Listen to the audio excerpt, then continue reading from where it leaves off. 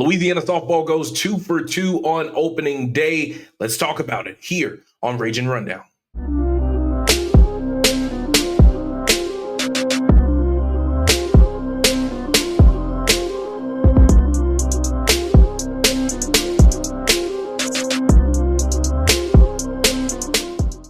What's good, ladies and gentlemen, and welcome into the Ragin Rundown podcast, the show where you know you're getting all things UL sports. I'm your guy, Jamarcus Fitzpatrick, but you know you can always call me Fitz. Before we get things rolling, do a quick favor for me. If you're watching us on YouTube, hit that like button, share this video, and drop a comment below. It may seem like it's small, but that will help this channel grow so much and get us in front of other Ragin Cajun fans just like yourself. If you're a listener on the podcast side, make sure you follow the podcast feed, rate the show, and leave us a review as well. That helps the support continue to grow. And again, it helps us to get in front of more Ragin Cajun fans. And on today's episode, it is a new day. I'm recording this episode on Saturday. It is February the 7th at 1:28 a.m. after a day's work at my day job at KATC. As you all know, if you don't know, I am a sports reporter that works at KATC there in Lafayette, Louisiana, here in Lafayette, Louisiana, that is. And in today's episode, we are talking Louisiana Ragin Cajuns Softball, who picked up two big victories to open the 2026 season for them.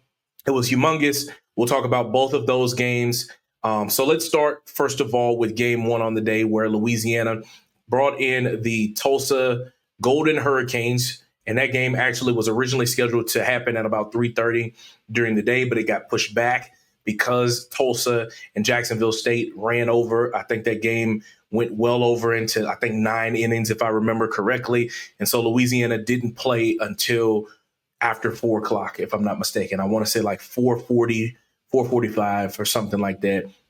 But they were finally able to get into first pitch. So just to recap the game, if you weren't there, coming out of the gate, it would be Jacksonville State, it would be Tulsa coming out of the gate. I'm thinking about a game ahead. It would be Tulsa coming out of the gate, and they would hit a solo home run to put them ahead early. It was Macy Cole that would homer to left center there in the first. But then UL would come back in the bottom of the first. Emily Smith, the sophomore, hits her 13th career homer over the center field wall.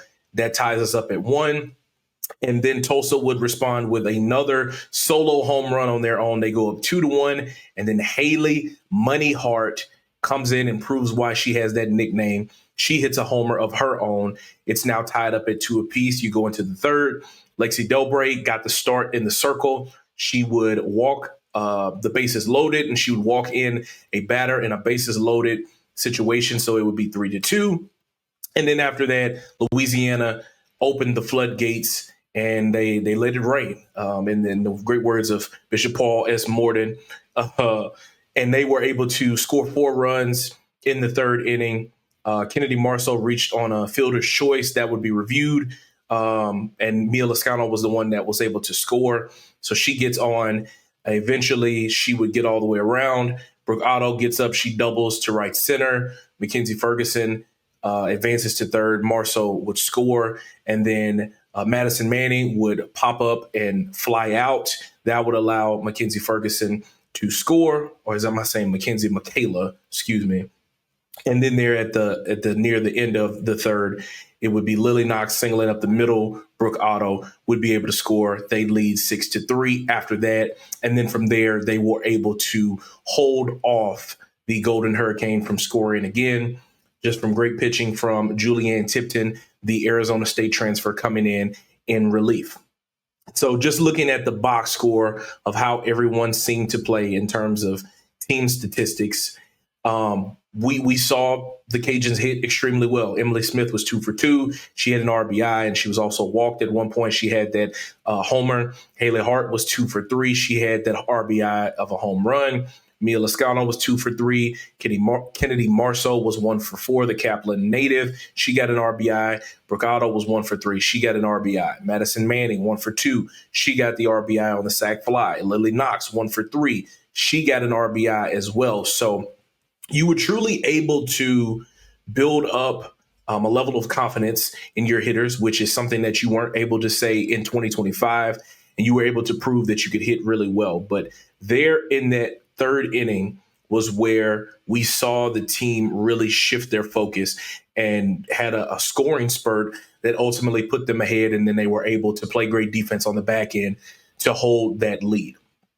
And, that was something that near the middle and end of the 2025 season, we saw Louisiana do quite a few times where they would be down, they would get hot in one inning, they would score a bunch of runs, and they would take a lead. But then a lot of times other opponents that they faced were able to respond and either pulled out the victory, or Louisiana was able to hold on in a lot of close games. This year, I don't think that's going to be the case in a lot of situations, because I think that they have enough power to be able to get the job done. And like I said, it was because of that third inning where, when you look at it from a play-by-play standpoint, as I'm pulling it up here in the box, Mia Loscano got on base, right? She advanced to second on a fielding error. So now you have a runner in scoring position. Dayzja Williams would, single out, and Mia Loscano would advance to third. And then Kennedy Marceaux comes to bat. She brings in Mia Loscano then as well. They would go back to review it. She would be safe at first. Mia scored, Kennedy was safe at first because they didn't throw to her. She reached on a fielder's choice, and Mia Loscano was able to score. They went for the tag. The catcher went down for the tag, and she lost the ball out of her hand as well. They reviewed it, and it ruled in her favor that she was scoring. So they were able to just get hot on the bases, get in scoring position in a lot of instances. Michaela Ferguson came in and pinch ran for Emily Smith after she singled up the middle.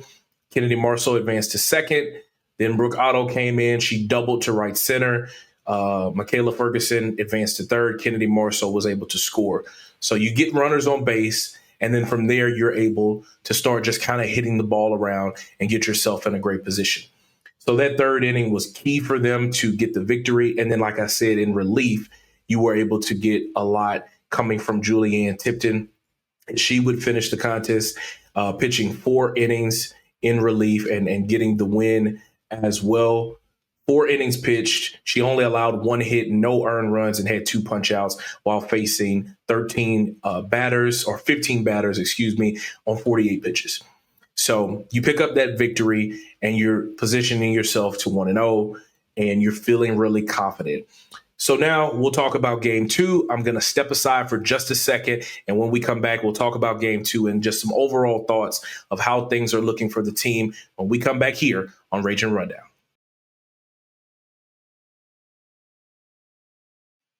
Game 2 for Louisiana was originally scheduled to take place at 6 o'clock.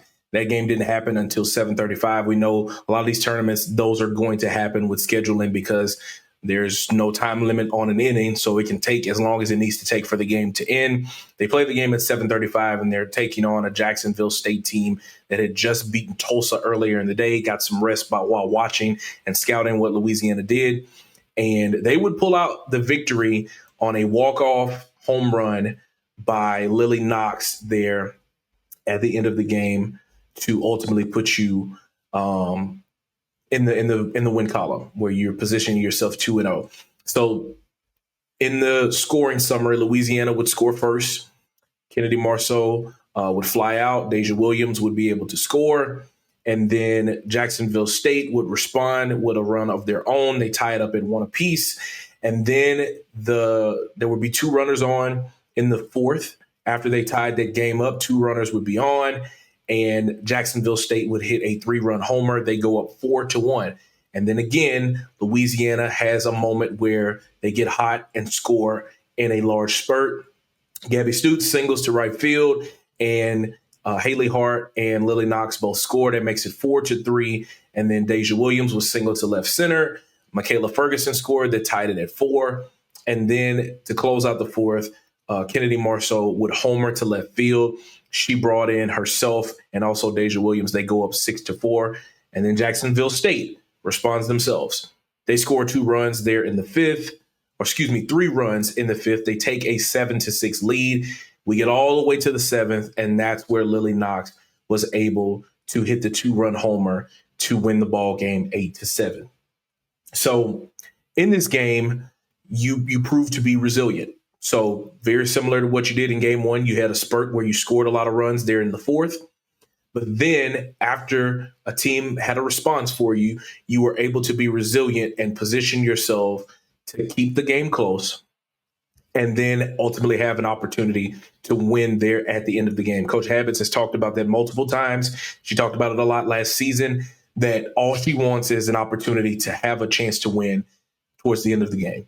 They had the opportunity to do that. And because you have more power hitters on your team, you were able to put yourself in position to do that. So there in the seventh inning, what allowed you to get there is originally, and it was a 2-out rally. Matter of fact, now that I think about it, Emily Smith would fly out, Brooke Otto would pop up to second, and then Madyson Manning would get on with a single to center field, and then it would be Lilly Knox scoring, hitting a 2-run homer over center field. And it was on a 3-2 pitch also. So 2 outs, 3-2 pitch, and she hits a homer to walk it off in the game. That just shows how resilient this team already is very early on in the season. That's going to continue to build up some callus for them throughout the season. So overall takeaways from both of these games, obviously the big one is that you're 2-0 on the season to start off rather than last season when you finished in opening the Louisiana Classic. As I'm pulling up the score, you lost your first 2 games to Seton Hall and to Texas. So last year you were positioned at 0-2. This season you're now 2-0. So you're feeling a lot more confident coming out of this game. One major takeaway is obviously that you can hit. You can hit very, very well, as you had 4 home runs over the 2-game period. You were 20 of 54 in your at-bats versus the number of hits that you were able to get. So you batted at 370 as a team, and you had multiple players to have really, really good games for you from the plate, which is ultimately what you're going to need to have, along with solid pitching performances to be able to compete for College World Series and playing for a national championship, which is ultimately what you're aiming for. So in game one, Emily Smith was, like I mentioned, 2 for 2 at the plate. In game 2, she did not register a hit, but in game 2, you saw Dayzja Williams go 3 for 4 with an RBI. Madyson Manning go 2 for 4. Lilly Knox, obviously, going 2 for 3, the 2 RBI that she had in the walk-off. Kennedy Marceaux feeling herself really good in this one, as she had 3 RBI and was 1 for 3 from the plate. Haley Hart again coming up, going 1 for 2. Gabby Stew's 1 of 2 RBI as well. So you've proven that you have multiple players that can get it done. Last season, a lot of it was, if Emily Smith cannot do it, if she cannot create chaos for us and make a big hit for you, a double, a triple, a home run, if she couldn't do it, you didn't feel like you had a lot of the power hitting to be able to do that. But now you have multiple players that can do it. Kennedy Marceaux hit a home run. Haley Hart hit a home run. Emily Smith hit a home run. Lilly Knox hit a home run. We've seen Brooke Otto be able to do it. She did it in the red and black scrimmage that they had there on Fan Day. Madyson Manning has the ability to do it. So you have players that can hit really, really well. So the only thing now that you're going to need is maybe just a little bit better of a performance early on from the bullpen and the players that you have that started in the circle. Julianne Tipton was phenomenal. In the 2 games that she played in, I got it written down over here somewhere, so I'm not lying to you exactly. 6 2/3 innings pitched, 3 hits, no earned runs, 3 strikeouts, and she did it in both of those games under 50 pitches. And that is phenomenal. The first game she did it in 4. The second game it was 2 2/3. It's phenomenal. But obviously your 2 starting pitchers in game 1 and 2, Lexi Delbray got the start in game 1. Sage Hoover got the start in game 2. Both of these young ladies, didn't have the performance that they would have wanted on opening day. You wouldn't be able to tell that, they were disappointed because they were cheering on Julianne every time that she came, off the field, and they were cheering their teammates on as well. Lexi Delbray pitched 3 innings, She gave up 5 hits and 3 earned runs. She walked 3 batters and had 1 punch out. Dayzja Hoover, on the other hand, pitched 4 in the 3rd inning. She gave up 7 hits, 7 earned runs. She walked 2 batters and had 3 strikeouts. But I'm not going to count a lot of that against them because for Sage, she has not played since the 2023 season. They talked about it in the preseason. And then Lexi has not played in a full season as well. So there's going to be a little bit of game rust, so to speak, that they're going to have to wear off just a little bit. But if they can put that together with Julianne Tipton coming in relief and closing in games the way that she did in this one, watch out, anybody. Because with great hitting, great defense, because they fielded really well. They only had 1 error between the 2 games. Great hitting, great fielding, and then really good pitching there from the circle. That puts you in a position where you can win a game in multiple ways. You can win it 1-0. You can win it in a slugfest. You can, win it where it's an 8-7 ball game. You can win it as a 14-12 ball game.